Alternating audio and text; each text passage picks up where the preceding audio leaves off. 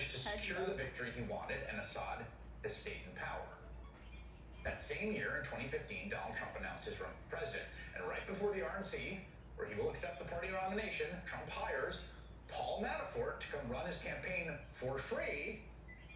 Manafort, the guy who got Putin's puppet elected in Ukraine, is now in charge of the Trump campaign. And during Manafort's short tenure, the campaign altered the official Republican platform to tone down its support for military assistance to Ukraine, which in no uncertain terms was a direct gift and signal to Russia. And Trump's own ties to Russian money started coming under scrutiny. So to be clear, Mr. Trump has no financial relationships with any Russian oligarchs. That's what he said. That's what I said. That's obviously what our position is. Convincing. As campaign manager, Paul Manafort also stayed in contact with that alleged Russian operative, Konstantin Kilimnik, who many suspected was just a direct link between the campaign and Russian intelligence.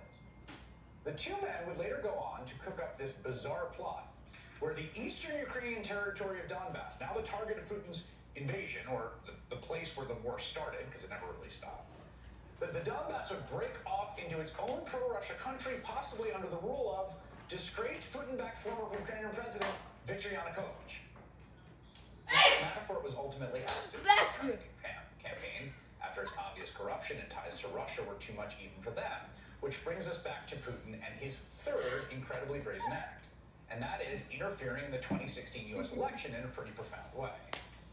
It is, of course, impossible to measure the impact of Russia's hack and leak disinformation campaign, but regardless, Putin again got his desired outcome. Donald Trump became probably elected president. So think about it.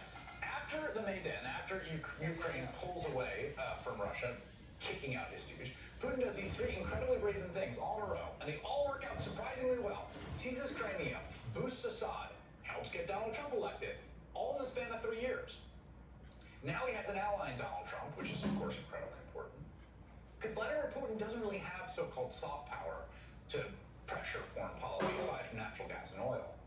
And while that can be very influential, it's not the same kind of soft power the US and NATO and others can wield in different parts of the world. But Trump becomes Putin's soft power. We see it playing out in all kinds of ways, like pushing the leader of Montenegro out of the way at a NATO meeting and repeating the weird Russian line about Montenegro starting World War III by joining NATO. Montenegro is a tiny country with very strong people. Yeah, I'm not against Montenegro or Albania. Oh, by the way, they're very strong people. They're very aggressive people. They may get aggressive, and congratulations, you're in World War III. That was Trump repeating Moscow's position basically verbatim, just like the way Trump would work to delegitimize NATO as a deadbeat alliance taking advantage of the U.S. You know, I went to NATO where we were being ripped off because the other countries, you have 29 countries, and the other countries weren't paying their bills. They were delinquent, you know, in real estate. I noticed people are using that word. I've been using it for the last year. It's like a real estate term. That's when they don't pay their rent. Putin's influence could also be seen in the centrality of Ukraine in Trump's attacks on Hunter Biden, which of course undermined the country's legitimacy, highlighted its very real and rampant political corruption, culminating, of course, in Trump's first impeachment for threatening to withhold military aid from Ukrainian President Zelensky unless he helped dig up dirt on the Bidens. In simpler terms, Trump helped legitimize Putin, elevate his status on the world stage, undermine NATO, so when Republican politicians say that Putin would not have invaded Ukraine under Trump, they are probably right, but for the wrong reasons.